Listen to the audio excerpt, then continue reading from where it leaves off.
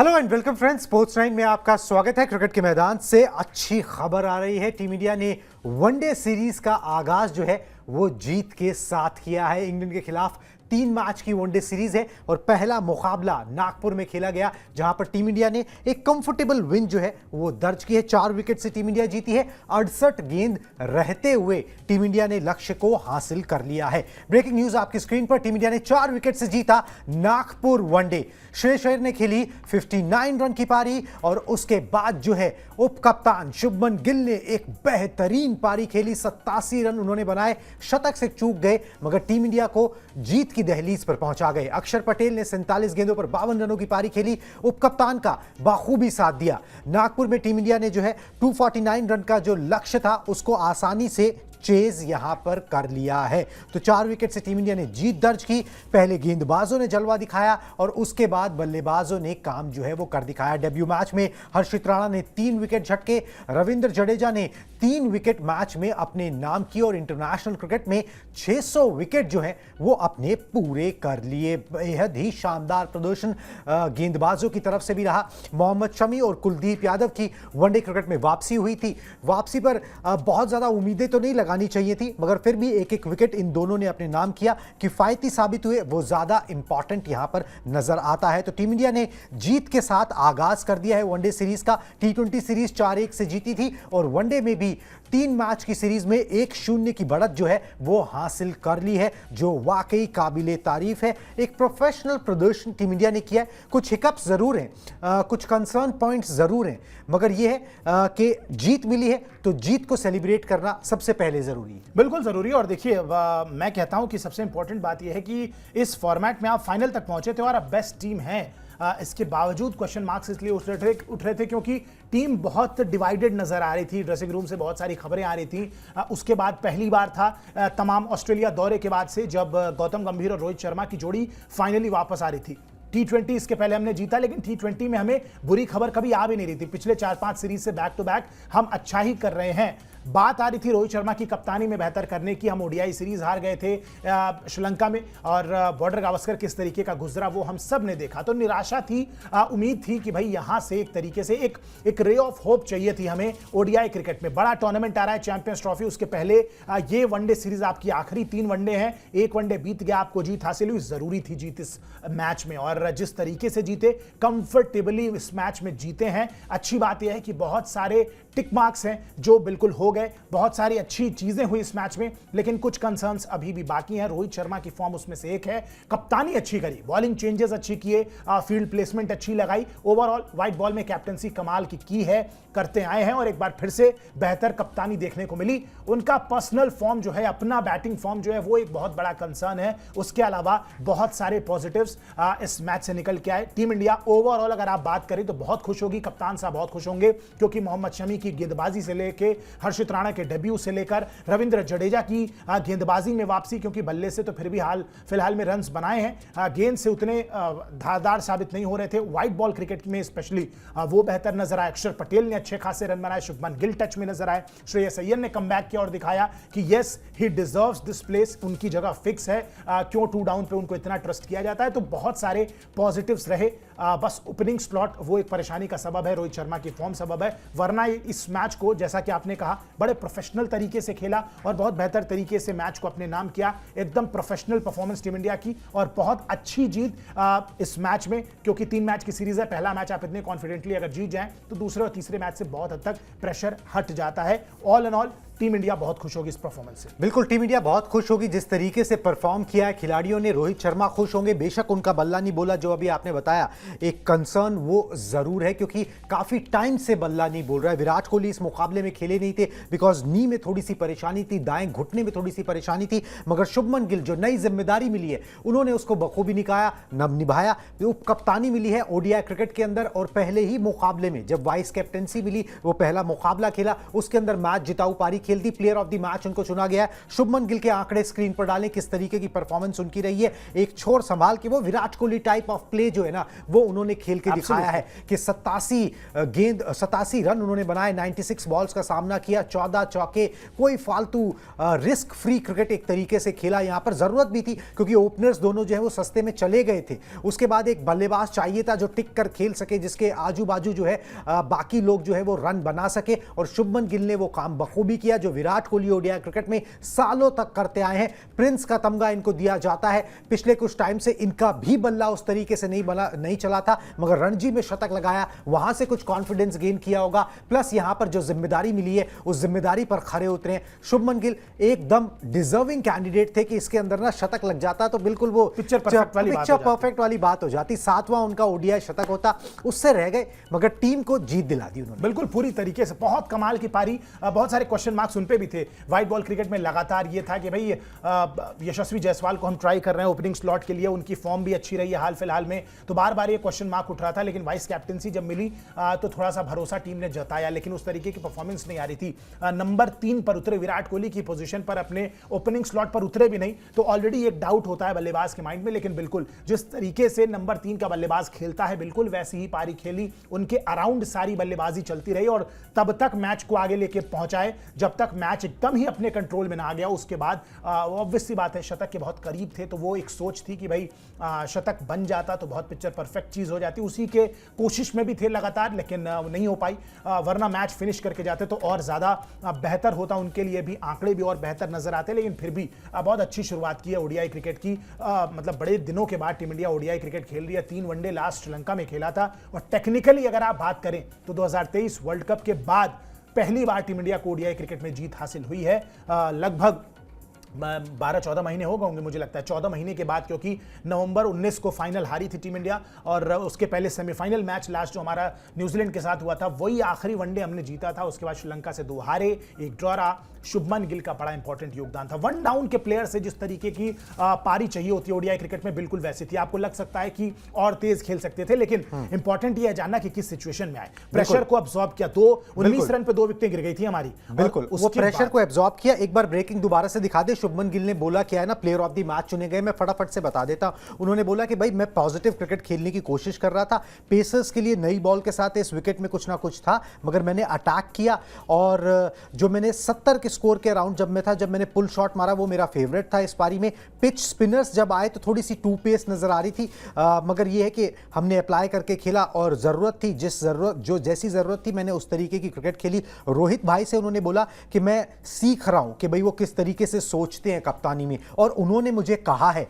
कि अगर तुम्हारा कोई भी इनपुट हो एज ए वाइस कैप्टन तो मुझे देने से बिल्कुल मत हिचकिचाना, जो बात हो मुझसे कर लेना, अगर जो अच्छा इनपुट होगा उसको मैदान पर आजमाया जाएगा। रोहित शर्मा ने बोला pretty happy, we all knew we are playing this format after a long time, I thought right from the beginning we played as per expectation, they did start well, but the way we come back was superb, we wanted a lefty in the middle, it was as simple as that, we knew we spin it back with the left hander, so we wanted a lefty. Gill and Akshar batted brilliantly in the middle, nothing specific overall as a team, I just want us as a team to keep doing the right thing as much as possible। तो भाई कप्तान साहब खुश हैं और बोल रहे हैं कि भाई हमने काफ़ी लंबे समय के बाद जो है ओडीआई क्रिकेट खेला, हम लेफ्ट राइट के कॉम्बिनेशन के साथ चलते रहेंगे, इसीलिए हमने अक्षर पटेल को प्रमोट भी किया था, तो ओवरऑल सैटिस्फाइड नज़र आ रहे हैं। मगर कहीं ना कहीं देखिए, आप कुछ भी बोल लीजिए, कितने भी सैटिस्फाइड नज़र आ रहे हो, कितना भी अच्छा बोल रहे हो, जीत पे आप ये सब बातें बोलोगे, बोलनी भी चाहिए, मगर जो खुद का बल्ला नहीं चल रहा ना वो चुप जरूर रहा होगा। बिल्कुल पूरी तरीके से चुप रहा होगा। और देखिए मैं तो मतलब ये आखिरी वनडे सीरीज हो सकती है, आप इस तरीके से भी देख लीजिए कप्तान रोहित शर्मा के लिए। इसके बाद बायलैटरल खेलते मैं तो नहीं देख रहा उनको, अगर परफॉर्मेंस नहीं आई। चैंपियंस ट्रॉफी आखिरी चैंपियंस ट्रॉफी में तय होगा, तय हो जाएगा 100%। उसके बाद वो कितना भी चाह लें आईपीएल तक सीमित रह जाएंगे उनको। मतलब मैं नहीं चाहता हूं कि ये रोहित शर्मा के भी आंकड़े दिखा, बड़ा खिलाड़ी है, वर्ल्ड कप आपको जिताए, इतना बड़ा कप्तान, लेकिन टीम से बाहर करने तक की नौबत आ जाए ये मैं नहीं चाहता हूं। मुझे लगता है कि खुद से समझ जाना चाहिए कि अब अगर बल्ला नहीं चल रहा है, गलत टाइम पे अगर आपका जो फॉर्म है वो चला गया, तो ये एक सोचने वाली बात है। आज भी उस तरीके की, अब पता है एक जो बेसिक चीज सबसे इंपॉर्टेंट जो पूरे करियर का हाईलाइट रहा है ना रोहित शर्मा के, वो क्या रहा है? रोहित शर्मा के लिए बार बार ये बात कही जाती थी कि एक तो चाइल्ड प्रोडिजी थे, जब बचपन से ही खेलते थे तो ये कहा जाता था कि he has that extra half second कोई भी शॉट मारने के लिए। वो चीज अब उनके साथ नहीं रह गई। आप देखिए कि जब गेंदबाज 150 के आसपास जोफ्रा आर्चर लेके आ रहे थे आज भी, तो वो लग रहा था कि थोड़ा सा स्लो रह जा रहे हैं, रिफ्लेक्सेस उनके स्लो हो रहे हैं। अब ये कॉन्फिडेंस डाउन होने की वजह से है, लगातार फॉर्म से बाहर रहने की वजह से है, या उम्र भी एक रीजन हो सकता है। भाई आप 38 प्लस के हो चुके हैं, ऑलमोस्ट 39 हो चुके हैं, क्या उसकी वजह से है? कुछ भी हो सकता है रीजन, लेकिन रीजन है। रोहित शर्मा के पास अब वो एक्स्ट्रा आधा सेकंड नहीं नजर आता है कि उनके पास वो एक्स्ट्रा आधा सेकंड है जो पूरे करियर की उनके हाईलाइट रही है। मुझे लगता है आपकी बॉडी जो है वो आपको साइंस देती है, और ये कुछ साइंस हैं कि रोहित शर्मा को अब वाकई में लगता है कि अब जिसने वर्ल्ड कप जिताया उनका समय आ चुका है। रोहित का बल्ला उस तरीके से नहीं बोला और ये एरिया ऑफ कंसर्न जरूर है, मगर जिनका बल्ला बोला है उनको सेलिब्रेट करना जरूरी है। शुभमन गिल की हमने बात की, श्रेयस अय्यर के आंकड़े दिखा दे फुल स्क्रीन, और अक्षर पटेल के भी, इन तीनों ने हाफ सेंचुरीज लगाई हैं। श्रेयस अय्यर भी पूरे रंग में नजर आए हैं। 59 बॉल्स पे जो 59 रन्स बनाए उन्होंने 36 बॉल्स पे, और काफी आक्रामक नजर आ रहे थे। ठीक है, 9 चौके 2 छक्के बड़े पॉजिटिव इंटेंट के साथ आए, 163 की स्ट्राइक रेट से रन बनाए। अनफॉर्चुनेट रहे, आउट हो गए। ठीक है, डीआरएस भी लिया था, काम नहीं आ पाया, मगर ये बिल्कुल प्लम थे, बिल्कुल प्लम थे, मगर रंग में नजर आए हैं। श्रेयस अय्यर आपका मिडिल ऑर्डर में आपको एक स्टेबिलिटी देते हैं, जान देते हैं, और स्पिनर्स को डोमिनेट करते हैं। चैंपियंस ट्रॉफी आप खेलने जाओगे, स्पिनर्स का अहम रोल लेगा, आपको इस तरीके का बल्लेबाज चाहिए। अक्षर पटेल, अब आपकी बैटिंग देखिए कितनी ज्यादा डीप हो जाती है। आप लेफ्ट राइट का कॉम्बिनेशन रखते हो, आपकी बैटिंग कितनी डीप हो जाती है। अक्षर पटेल आपको वो भरोसा देते हैं। 47 गेंदों पर 52 रनों की पारी खेली है, 6 चौके 1 छक्का लगाया, 110 का स्ट्राइक रेट है। तो बैटिंग के मामले में कहीं से भी कमजोर टीम इंडिया नजर नहीं आती। आपके पास बहुत बैटिंग डेप्थ हो जाती है जब अक्षर पटेल आपके स्कीम ऑफ थिंग्स में होते हैं। लेफ्ट राइट का कॉम्बिनेशन बनाना भी आसान होता है। प्लस ये कि ओवर द पीरियड्स ना इन्होंने अपनी बैटिंग पे बहुत काम किया है। वो बॉलिंग तो ताकत है ही रविंद्र जडेजा टाइप वाली, मगर यहां पर जो बैटिंग पे काम किया है ना वो वाकई एक्सेप्शनल है। ठीक है, मतलब वो जडेजा की प्लेस लेने के लिए ना हर फॉर्मेट में एकदम से तैयार नजर आते हैं। मगर वनडे में जो ये इनकी हिटिंग कैपेबिलिटीज है, जो रेंज इन्होंने बढ़ाई है, वो वाकई बहुत ज्यादा तारीफ करने वाली बात है। बिल्कुल पूरी तरीके से, मतलब एज अ बैट्समैन मुझे तो लगता है ये जितने भी ऑलराउंडर्स हैं ना उन सबको पीछे छोड़ते जा रहे हैं, चाहे जडेजा हो चाहे वॉशिंगटन सुंदर, जो भी इनके कंपटीशन है सबको पीछे छोड़ते जा रहे हैं लगातार। और जिस तरीके की मतलब फॉर्म दिखाई है, बल्लेबाजी से तो बैक टू बैक करते जा रहे हैं। T20s में, वनडेज में गेंदबाजी शानदार है ही, बहुत तगड़े तरीके से मतलब अपने पोजीशन को होल्ड कर रहे हैं। जब जब बल्लेबाजी में मौका मिलता है हर बार साबित करते हैं, और आज भी जिस पॉजिटिव इंटेंट के साथ शुरुआत की, और ये एकदम पिक्चर परफेक्ट इंसान है। मुझे लगता है अगर लेफ्ट राइट कॉम्बिनेशन के साथ टीम इंडिया जाना चाहती है तो बहुत जरूरी है कि अक्षर पटेल रहें स्कीम ऑफ थिंग्स में, बार बार मौके को भुना रहे हैं। आउटस्टैंडिंग पारी आप देखिए, 47 गेंदों में मात्र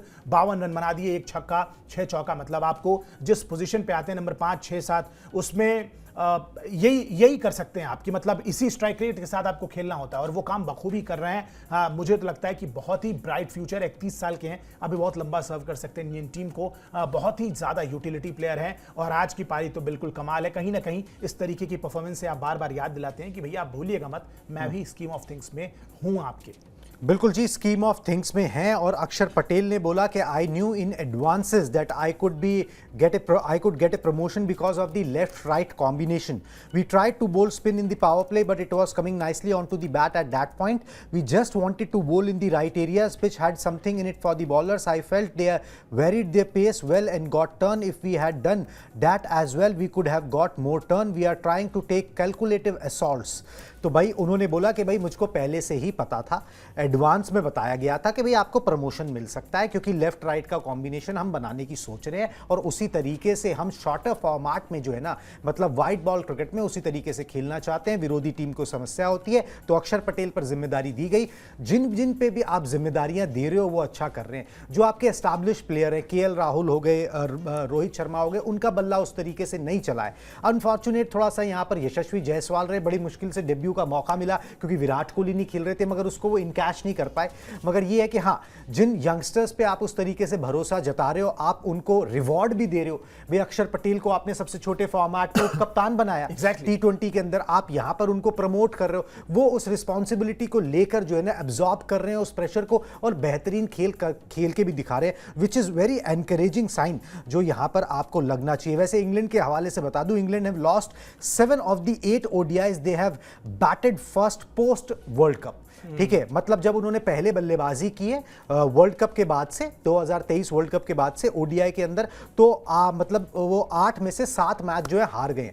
हैरानी मुझे हुई थी क्योंकि इस ग्राउंड के ऊपर ना इस मैच से पहले 9 मैच हुए थे, 6 बार चेस करने वाली टीम जीती थी। इंग्लैंड ने क्यों बल्लेबाजी चुनी, मेरे को सिर्फ एक लॉजिक समझ में आ रहा था कि भाई वो प्रेशर नहीं लेना चाहते कि भाई स्कोरबोर्ड के प्रेशर के अंदर बल्लेबाजी करें। वो चाहते हैं कि भैया अभी सब कुछ ठीक नहीं चल रहा, पहले बल्लेबाजी कर लेते हैं, बाकी में देखी जाएगी। मगर ना तो उनके ये आंकड़े उनका साथ नहीं दे रहे, क्योंकि आप उनका पिछला आंकड़ा मैंने बता दिया, पिछले 8 मैचों में से 7 में पहले बल्लेबाजी करके वो हार गए, जो उन्होंने जिसमें पहले बल्लेबाजी की। तो इंग्लैंड के लिए कुछ भी ठीक नहीं चल रहा है। T20 सीरीज भी वो हार गए, यहां पर भी हार गए, मगर full marks to the team India, जिसने एक एक्सेप्शनल परफॉर्मेंस की है। बल्लेबाजों ने अपना काम जो है वो कर दिया।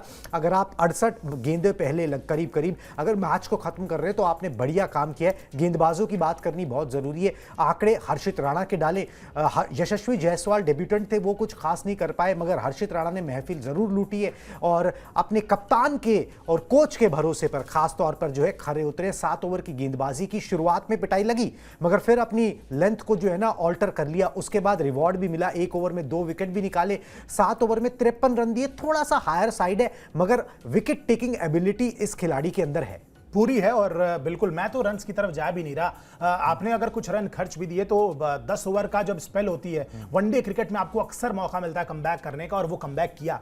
आपने पहले 5 ओवरों में 50 रन चाहे लुटा दिए हों, लेकिन उसके बाद भी अगर आप 1 ओवर में 2 विकेटें, और लास्ट में आके लियाम लिविंगस्टन जो बड़े इंपॉर्टेंट विकेट हैं, अगर उनका विकेट नहीं लिया होता तो शायद वो इस स्कोर को आराम से 300 के आसपास लेके जा सकते थे। उनकी विकेट जो ली, बड़ी क्रूशियल जगहों पे विकेटें ली हैं, और पहला डेब्यू था मतलब, और बड़ा कमाल की गेंदबाजी की। लेंथ को जिस तरीके से ऑल्टर किया आपने पहले ही बताया।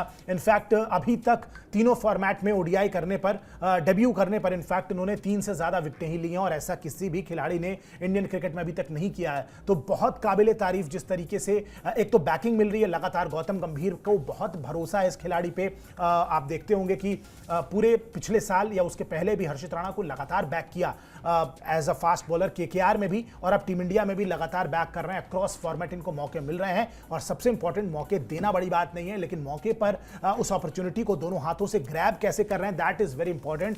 हर्षित राणा बहुत ही कमाल के खिलाड़ी हैं, बहुत कमाल की गेंदबाजी कर रहे हैं, और जिस तरीके से आगे बढ़ रहे हैं बहुत ज़्यादा उम्मीदें हैं। सबसे इंपॉर्टेंट कितने यंग हैं, अगर अभी से शुरुआत करेंगे लंबे समय तक टीम इंडिया के साथ जा सकते हैं। इजीली 140 प्लस गेंदबाजी करते हैं, बेहतरीन गेंदबाजी। आज फिर देखिए 7 ओवर में 53 रन, ठीक है 7.58, लेकिन इकॉनमी थोड़ी ज़्यादा लगेगी आपको, लेकिन आप देखिए 3 इंपॉर्टेंट विकेटें भी, और 50 ओवर के मैच में अगर आप इतने रन खर्चने के बाद 3 विकेटें ले लेते हैं तो नतीजा क्या होता है कि इंग्लैंड जैसी टीम एक ऐसे ट्रैक पे जहां पे शायद 280-90 पार स्कोर था, वहां 248-50 तक जाकर सिमट जाती है। तो विकेटें लेना is always the key team India के लिए या दुनिया के किसी भी टीम के लिए। मैच बनता या बिगड़ता 10 से लेकर 40 ओवर के बीच में, और अगर आप वहां पे आके एज अ फास्ट बॉलर विकेटें निकाल के जा सकते हैं, उससे बड़ी एबिलिटी कुछ नहीं होती है, क्योंकि अक्सर उस लेवल पे 10 से 40 ओवर के बीच में आप स्पिनर्स पे डिपेंडेंट रहते हैं विकेटें लेने के लिए। लेकिन हर्षित राणा मिडिल ओवर्स में आए, वहां भी विकेटें चटकाई, नई गेंद से स्विंग कराते हैं, डेथ में इनके पास कटर्स हैं, स्लोअर है,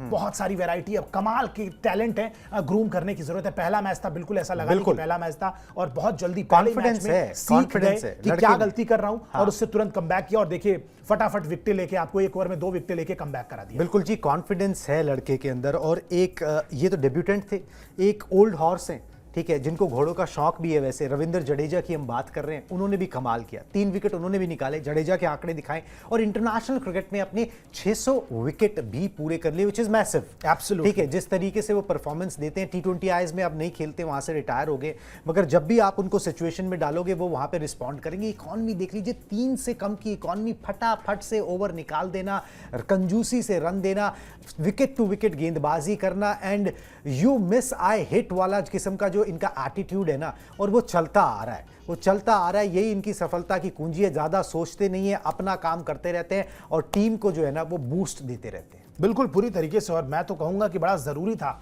बल्ले से फिर भी रन्स बना रहे थे, गेंद से उस तरीके की गेंदबाजी नहीं आ रही थी। आज तो मैं कहूंगा कमबैक हो गया एक तरीके से। 9 ओवर कराए, सबसे बेहतरीन गेंदबाज अगर आज की डेट में कोई थे तो यही थे।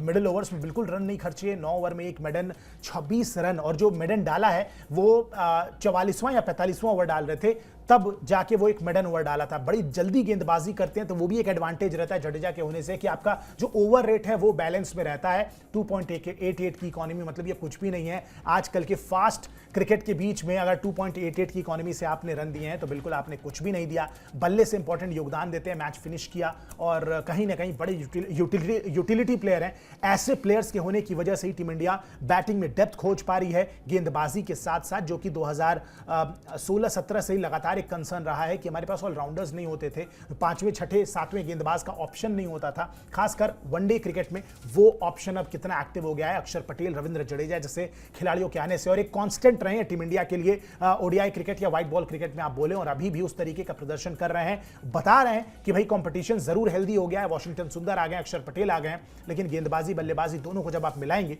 तो मेरा कोई तोड़ नहीं है अभी भी। मैं इस टीम में डिजर्व करता हूं जगह, और बड़े अच्छी तरीके से गेंदबाजी की। मैं गेंदबाजी से ज्यादा इंप्रेस हूं इनके, बल्लेबाजी में जरूरत भी कम पड़ती है इनकी, और करते भी ठीक ठाक है जब मौका मिलता है बिल्कुल।